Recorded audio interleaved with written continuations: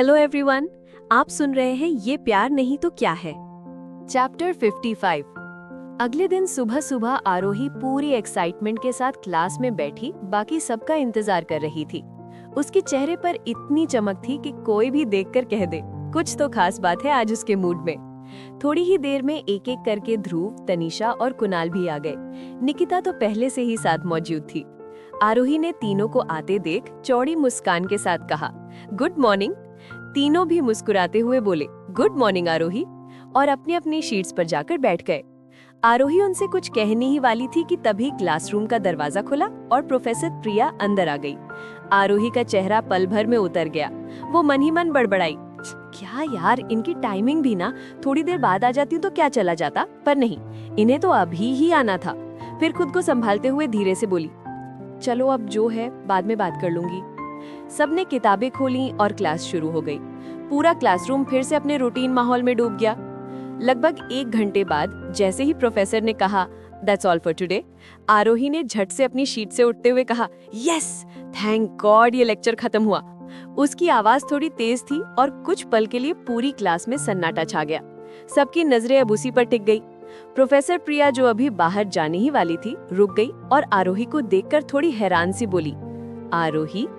ध्रुव, कुणाल, निकिता, तनीषा सभी उसे देखकर हैरान थे, क्योंकि ये वही आरोही थी जो हमेशा सीरियस, समझदार और टॉपर स्टूडेंट मानी जाती थी। और आज उसकी बात से ऐसा लग रहा था जैसे वो किसी मजबूरी में क्लास कर रही हो। आरोही मुस्कुरा रही थी, लेकिन जब उसे एहसास हुआ कि सब उसे ही देख रहे हैं तो उसकी मुस्कान गायब हो गई। वो थोड़ी झेंपते हुए बोली, सॉरी मैम, पता नहीं क्या बोल गई मैं, मेरा मतलब वैसा बिल्कुल भी नहीं था। प्रोफेसर प्रिया ने हंसकर कहा, इट्स ओके आरोही, लेकिन मुझे बताओ हुआ क्या था, क्योंकि मैं तुम्हें जानती हूँ। तुम वो स्टूडेंट नहीं जो पढ़ाई से भागे। तुम्हारे रिएक्शन से तो ऐसा लग रहा था जैसे क्लास से आजादी मिल गई हो और तुम बस हमेशा से यही चाहती हो। आरोही ने झेंपकर सर झुका लिया और थोड़ी देर सोचने के बाद बोली, एक्चुअली मैम, मुझे बहुत ज्यादा भूख है। आज सुबह ब्रेकफास्ट करके नहीं आ पाई ना, इसलिए क्लास खत्म होने का वेट कर रही थी ताकि कैंटीन जाकर कुछ खा लूं। तो जैसे ही लेक्चर खत्म हुआ, एक्साइटमेंट में खुद पर कंट्रोल नहीं कर पाई और ऐसे बोल गई, sorry, I am really sorry again ma'am. Professor Priya मुस्कुराई, इट्स ओके, होता है कभी कभी। इतना कहकर वो मुस्कुराते हुए बाहर चली गई। क्लास में अब फिर से थोड़ी हलचल शुरू हुई। आरोही ने सबकी तरफ मुड़कर कहा, सॉरी एवरीवन, मेरी वजह से आप लोगों को डिस्टर्ब हुआ हो तो। फिर वो थोड़ा मायूस होकर अपनी शीट पर बैठ गई। तनीषा ने उसे देखते हुए कहा, ओए मिस सॉरी की दुकान, आज हुआ क्या है तुझे, इतना अजीब बिहेव क्यों कर रही है? आरोही ने झुंझलाकर कहा, सबसे पहले तो तू मेरे अजीब अजीब नाम रखना बंद कर। मेरा नाम आरोही है, उसी से बुला वरना पिट जाएगी। तनीषा ने मुंह बनाकर कहा, धमकी? धमकी भी दी जा रही है? मतलब आज मैडम का मूड सच में पूरा ऑफ है। इतना कहकर वो चुपचाप अपने सीट पर बैठ गई और बाकी सबको मासूमियत से देखने लगी। सबको उसकी ये हरकत देखकर हंसी आ गई। ध्रुव अब धीरे से आरोही की तरफ पलटकर बोला, आरोही, कुछ हुआ है क्या? तुम इतनी अपसेट क्यों लग रही हो? अगर भूख लगी थी तो बता देती ना। चलो कैंटीन चलते हैं, आज मॉम ने स्पेशली आलू के पराठे भिजवाए तुम्हारे लिए। आरोही ने एक नजर उसकी तरफ देखा, फिर बिना कुछ बोले अपनी शीट से उठी और सीधे क्लास से बाहर निकल गई। बाकी सब लोग एक दूसरे को देखने लगे। कुणाल ने भौहें उठाते हुए कहा, अब ये किस मूड में है? ध्रुव ने गहरी सांस लेते हुए कहा, चलो अब तुम लोग क्या देख रहे हो, चलो सब। इतना कहकर वो भी अपना बैग उठाकर कैंटीन की तरफ बढ़ गया। आरोही ने कैंटीन में आकर अपने लिए कॉफी ऑर्डर की और खिड़की के पास वाली टेबल पर जाकर बैठ गई। कॉफी आने तक वो अपने बालों में उंगलियां फेरते हुए खुद से बोली, क्या आरोही, ये क्या बिहेवियर था तेरा? तू ऐसे बच्चे जैसी हरकतें क्यों कर रही है? खैर, जो हो गया सो हो गया, अब बस दिमाग शांत रखो। इतने में बाकी सब भी वहां पहुंच गए। किसी ने कुछ नहीं कहा, सब चुपचाप उसी टेबल के चारों तरफ बैठ गए। कॉफी आ चुकी थी। आरोही ने एक पल के लिए सबकी तरफ देखा, फिर चुपचाप 2 घूंट लिए। जैसे जैसे गर्म कॉफी का स्वाद गले से उतरा, उसका मूड धीरे धीरे बेहतर हो गया। अब उसने मुस्कुराकर सबकी तरफ देखकर कहा, अब तुम लोग बात कर सकते हो, मेरा मूड अब ठीक है, और सॉरी, मैंने बेवजह तुम सबके साथ रूड बिहेव किया। सभी ने राहत की सांस ली और एक साथ मुस्कुरा उठे। तनीषा ने मस्ती भरे अंदाज में कहा, थैंक गॉड, अब वापस हमारी असली आरोही लौट आई। कुणाल हंसते हुए बोला, हाँ, वरना हम तो सोच ही रहे थे कि ये कौन सी ऑल्टरनेट यूनिवर्स वाली आरोही आ गई आज। आरोही ने उनकी तरफ देखकर मुंह बनाते हुए कहा, हंसो मत ज्यादा, अभी भी मेरा मूड पूरा ठीक नहीं हुआ है।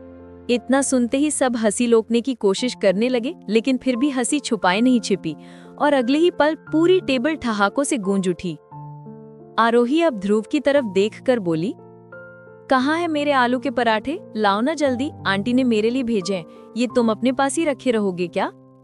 ध्रुव ने हल्की सी मुस्कान के साथ अपना बैग खोला और लंच बॉक्स निकालकर टेबल पर रख दिया। आरोही की आंखें चमक उठीं जैसे किसी बच्चे को उसका फेवरेट खिलौना मिल गया हो। उसने जल्दी से लंच बॉक्स खोला और बॉक्स के खुलते ही पूरी कैंटीन में आलू के पराठों की महक फैल गई। वो खुशबू इतनी लाजवाब थी कि आसपास बैठे स्टूडेंट्स तक इधर-उधर देखने लगे। कहाँ से आ रही है ये खुशबू? आरोही ने बिना देर किए एक पराठा उठाया, रोल किया और झट से एक बाइट लेते हुए बोली, वाओ, इट्स डिलिशियस। आंटी के हाथों में तो सच में जादू है। उसके चेहरे पर सच्ची खुशी झलक रही थी। दूसरा पराठा भी पलक झपकते ही गायब हुआ। अब वो तीसरा उठाने ही वाली थी कि तभी ध्रुव ने तेजी से लंच बॉक्स अपनी तरफ खींच लिया। ये देख आरोही उसे हैरानी से देखने लगी। तभी ध्रुव ने कहा, अरे भुक्कड़ों जैसे क्यों खा रही हो? माना कि तुम्हें पराठे बहुत पसंद हैं, लेकिन इसका मतलब ये नहीं कि तुम सारे के सारे अकेले ही खा जाओगी। हम भी तो यहाँ हैं, हमें भी भूख लगी है। आरोही ने उसके हाथ से लंच बॉक्स वापस से छीनते हुए कहा, ये आंटी ने स्पेशली मेरे लिए भेजे तो ये मेरा हक हुआ ना, इसीलिए इन्हें सिर्फ मैं ही खाऊंगी। और हाँ, अगर तुम लोगों को इतनी भूख लगी है तो कैंटीन में बैठे हो, जाकर ऑर्डर कर लो। ध्रुव ने भौहें चढ़ाई और लंच बॉक्स फिर से अपनी तरफ खींच लिया। ऐसे कैसे अकेली खा लोगी? माना कि मॉम ने तुम्हारे लिए भेजा है, लेकिन लेकर तो मैं आया था ना। आरोही ने झट से कहा, तो तुम लेकर ही तो आए हो ना, बनाया तो तुमने नहीं ना, तो क्यों खाओगे तुम? दोनों उसी लंच बॉक्स को पकड़कर अपनी अपनी तरफ खींचने लगे। सामने बैठे बेचारे कुणाल, निकिता और तनीषा बस सर पकड़कर उन्हें देख रहे थे। कुणाल ने आ भरते हुए कहा, इनका कुछ नहीं हो सकता। ये दोनों चाहे कितने अच्छे दोस्त बन जाएं, पर इन दोनों का बच्चों वाला झगड़ना कभी खत्म नहीं होगा। पता नहीं कैसे इतनी बहस कर लेते हैं। निकिता और तनीषा ने भी मुस्कुराते हुए सिर हिला दिया।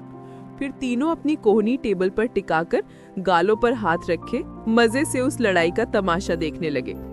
अब आरोही और ध्रुव दोनों ही बॉक्स को एक एक साइड से पकड़कर खींच रहे थे। आरोही लंच बॉक्स अपनी तरफ करते हुए परेशानी से बोली, ध्रुव छोड़ो ना, ये मेरे पराठे हैं। वहीं ध्रुव भी लंच बॉक्स पर अपनी पकड़ जरा भी ढीले किए बिना ही बोला, नहीं, मैं नहीं छोड़ने वाला, मुझे भी खाने हैं। तनीषा ने आखिरकार तंग आकर कुर्सी पीछे खिसकाई और गुस्से से खड़ी हो गई। उसने झट से लंच बॉक्स उन दोनों से छीनते हुए कहा, क्या हो रहा है ये? तुम दोनों बच्चे हो क्या? एक लंच बॉक्स के लिए ऐसे लड़ते हैं कोई? उसकी आवाज में इतना सख्ती थी कि दोनों तुरंत चुप हो गए। सारी कैंटीन अब हंसी रोककर उन दोनों को देख रही थी। तनीषा ने गुस्से में कहा, देखो जरा, सबकी नजरें तुम दोनों पर है, और तू आरोही, इसमें इतने सारे पराठे हैं तो सब खा लेगी? इतनी भी भुक्कड़ नहीं है तू जो इतना सारा खा लेगी। आरोही ने धीरे धीरे लंच बॉक्स में झांका। वाकई अंदर तो 8-10 पराठे थे। अब उसे थोड़ा शर्म सी आने लगी। आरोही ने धीरे से कहा, सॉरी, मैंने देखा ही नहीं इसमें इतने सारे हैं। आरोही की निगाह अब ध्रुव पर गई, जो उसे खा जाने वाली नजरों से देख रहा था। आरोही का दिल एक पल को धक से रुक गया। वो थोड़ा डर गई, फिर भी हिम्मत जुटाकर अपनी आवाज में मिठास घोलकर बोली, सो सॉरी ध्रुव, मैंने सच में देखा नहीं था इसमें इतने सारे हैं, तुम भी खा लो। इतना कहकर उसने झट से लंच बॉक्स तनीषा के हाथ से छीनकर वापस ध्रुव की तरफ बढ़ा दिया। ध्रुव अभी भी गुस्से से आरोही को घूर रहा था। उसने कुछ कहने के लिए मुंह खोला ही था, पर उससे पहले ही आरोही ने डर से अपना सर झुका लिया और अपनी आंखें बंद कर ध्रुव के गुस्से को सहने के लिए तैयार हो गई। लेकिन थोड़ी देर बाद भी जब ध्रुव कुछ नहीं बोला तो आरोही ने अपना सर उठाकर उसे देखा, पर वो उसे देख हैरान हो गई, क्योंकि ध्रुव आराम से मुस्कुराते हुए पराठा खा रहा था। ध्रुव ने खाते खाते ही मुस्कुराकर कहा, ऐसे क्या देख रही हो? अभी तुमने ही तो कहा था कि मैं भी खा सकता हूँ, तो खा रहा हूँ। अब प्लीज फिर से मना मत करना, नहीं तो ये पूरा बॉक्स लेकर भाग जाऊंगा। उसकी बात सुनकर सब हंस पड़े। आरोही ने भी थोड़ा मुस्कुराते हुए पूछा, ध्रुव, तुम मुझसे गुस्सा नहीं हो? ध्रुव उसे देखकर लापरवाही से बोला, गुस्सा किस लिए?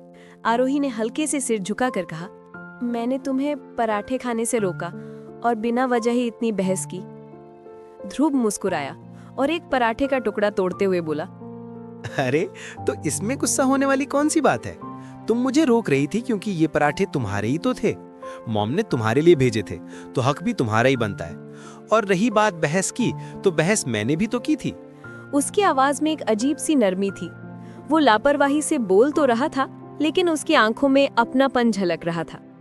आरोही कुछ कहने ही वाली थी कि ध्रुव ने फिर बीच में हंसते हुए कहा, अब और कोई सवाल नहीं, पहले ये पराठे खाओ वरना ठंडे हो जाएंगे।